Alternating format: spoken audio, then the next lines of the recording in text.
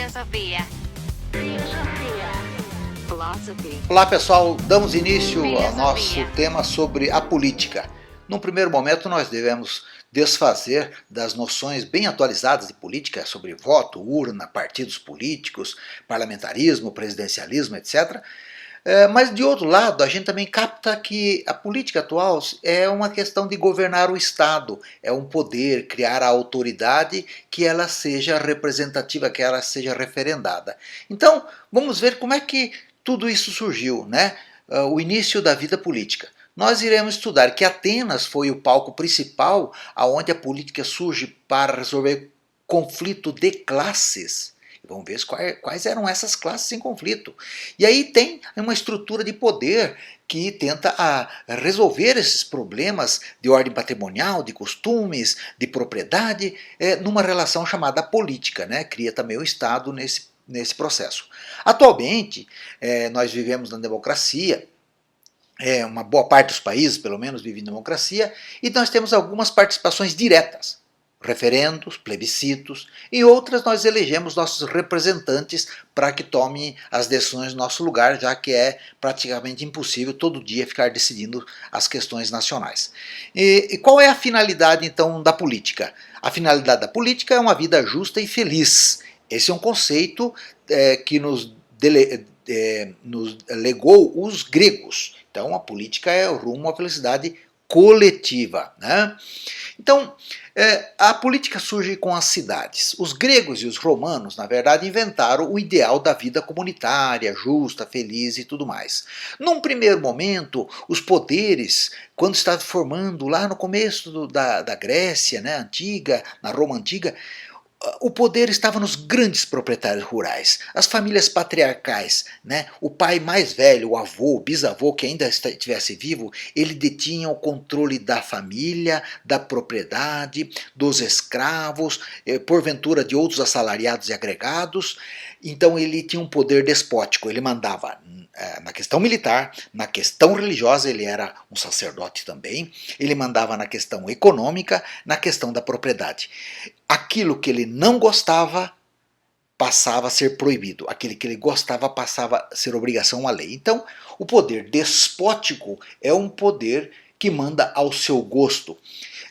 Com o surgimento das cidades, é necessário criar regras de convívio entre os conflitos, entre aqueles que não gostavam dos poderes despóticos, das classes diferentes. Então surgem os legisladores. Drácon é um dos primeiros legisladores gregos, né, que criam regras chamadas leis que todos têm que seguir.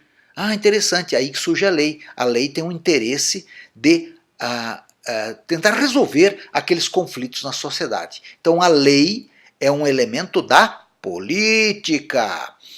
Então nós temos os patriarcais, que eram o dono de propriedade da terra, que passam a disputar em guerras e aprisionam pessoas, que se transformam em escravos. Esses escravos que vinham da guerra então acabam indo trabalhar nas suas propriedades.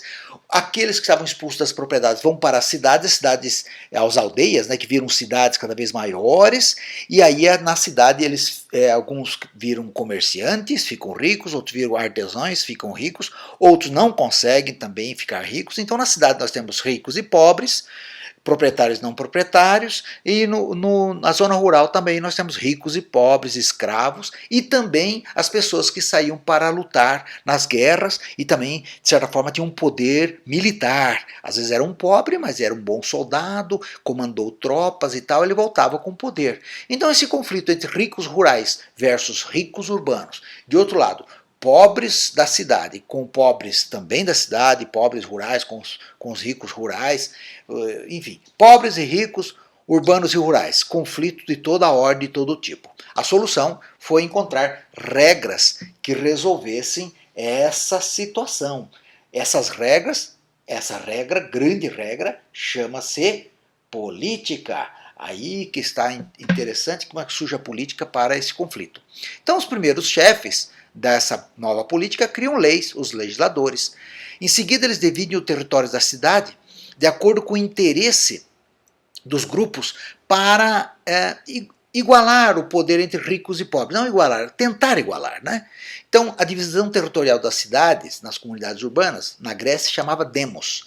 E quando as demos se reuniam e tomavam decisões, era o poder da demos, democratia. Então, a democracia vem daí dos gregos. Mas os romanos tinham algo semelhante, as tribos, né? Nessas tribos tinha, no primeiro momento, os oligarcas que organizavam grupos influentes, mas dentre esses grupos influentes eles sempre escolhiam alguém do povo como tribuno para defender o povo. Então quem tinha patrimônio eram os patrícios, né? O grande pai, né? E a plebe, os pobres, tinham seu tribuno, né? Bem, então, lembrando rapidamente, o surgimento das cidades fez com que houvesse ricos na cidade e pobres na cidade, ricos rurais e pobres rurais, ricos rurais versus ricos urbanos, pobres rurais versus ricos urbanos, pobres rurais versus ricos rurais, conflito de toda ordem, de todo interesse. E também os militares. Aí surge então a política para tentar apaziguar. Aqui nós temos uma imagem da Ágora, um lugar onde as pessoas, os tribunos, os sofistas ensinavam as pessoas a discursarem, né? Eram os professores da retórica aqui nesse meio, e o público estava aqui que votava. Lembrando que não era o público geral, era só os cidadãos, algumas poucas pessoas, homens, não estrangeiros, etc, etc. Era um extrato muito pequeno da sociedade, mas era o começo naquela época. Então você vai dizer assim, quer dizer que a democracia grega era péssima, era ruim? Se você pensar nos padrões de hoje, sim, mas temos que entender, para os padrões da época, era muito desenvolvida, né? Então você não pode ser anacrônico, tem que ser diacrônico. O tempo de lá, a cronologia de lá com a cronologia daqui. Então coloca cada coisa no seu lugar para analisar os seus valores e a sua importância comparada com outros valores, com outras práticas de época. Daí você diz, foi melhor. Agora, se comparar com agora, fica anacrônico, né?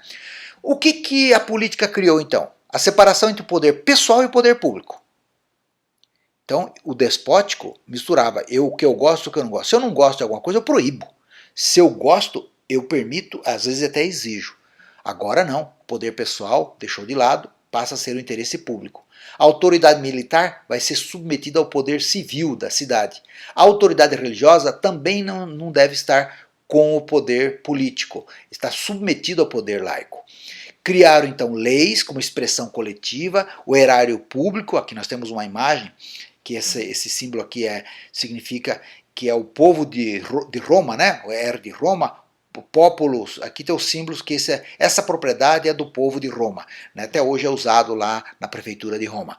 É o erário público, o dinheiro público usado para o bem comum.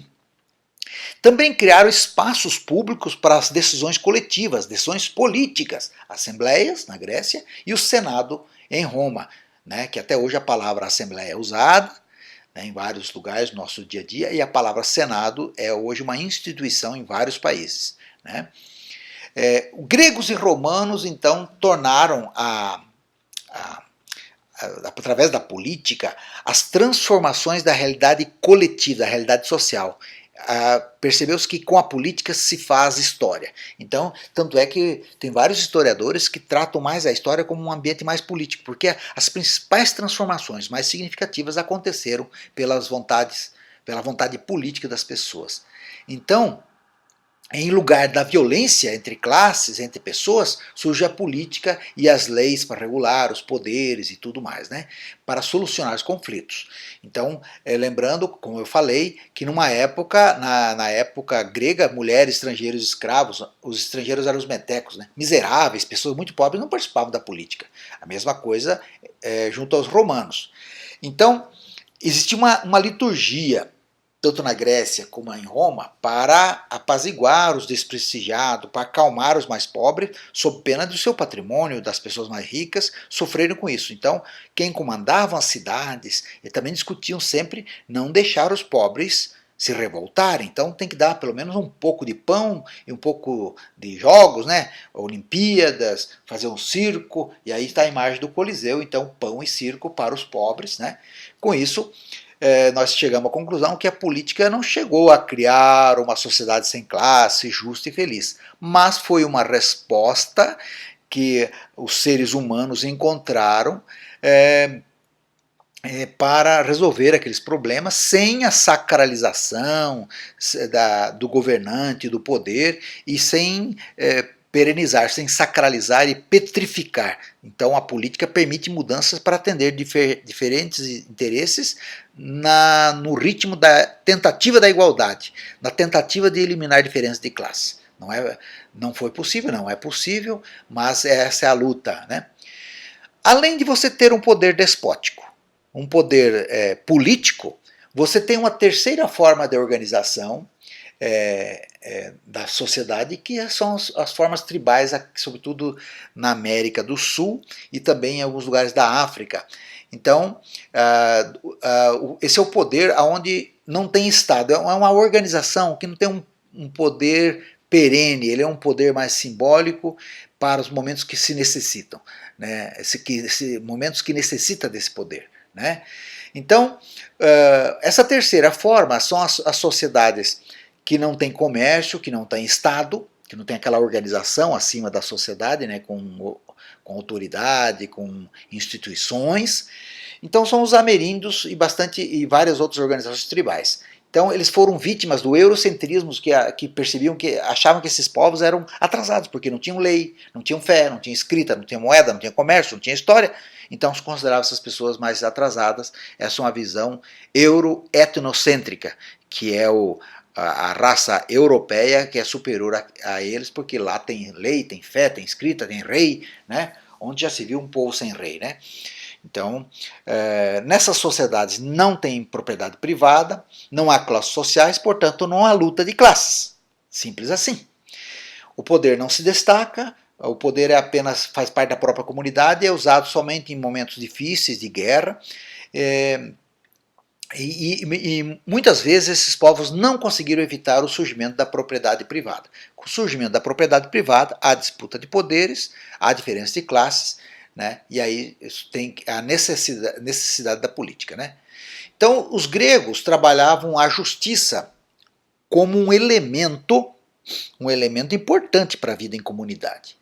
Lá no começo da Grécia eles diziam que a justiça era tinha uma forma divina e outra forma natural.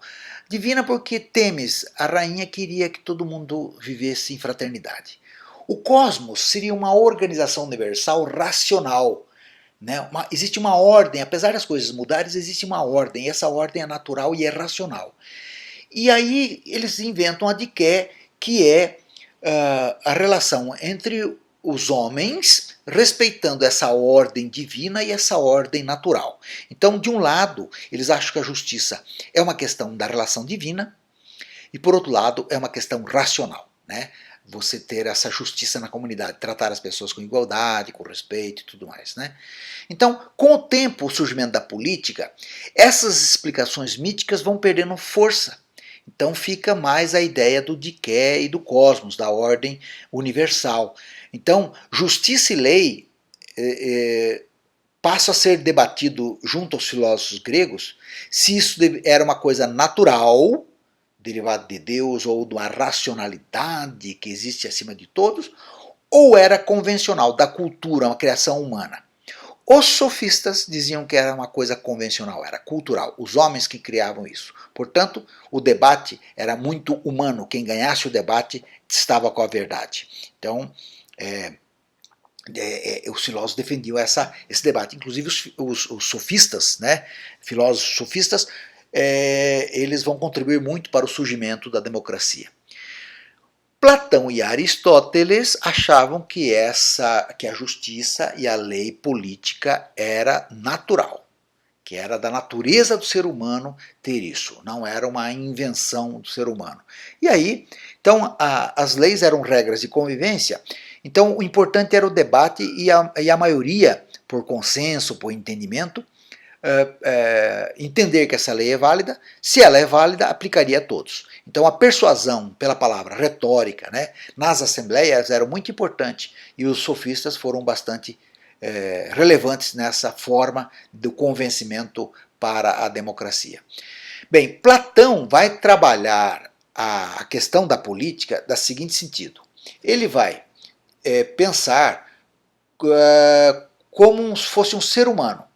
Tem alguém que pensa a parte inteligente, né, cultural, que tem sabedoria, a parte que tem força, como se fosse o peito, né, que é mais da violência, que é mais o uso da força, e a parte que produz, que trabalha, né, aqui mais na região do abdômen. Né.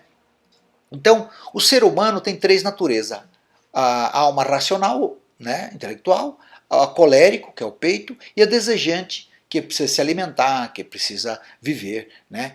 Então ele trabalhou que a estrutura da sociedade tem a classe dos magistrados, que devem governar, que as pessoas sábias que devem governar. O militar e o guerreiro seria uma espécie do peito, porque teria força. Né? E a parte econômica seria os trabalhadores, proprietários de terras, artesãos e comerciantes, que deveriam sustentar os outros dois. Então a justiça política seria o quê? Seria cada classe entender a sua função e cumprir essa missão.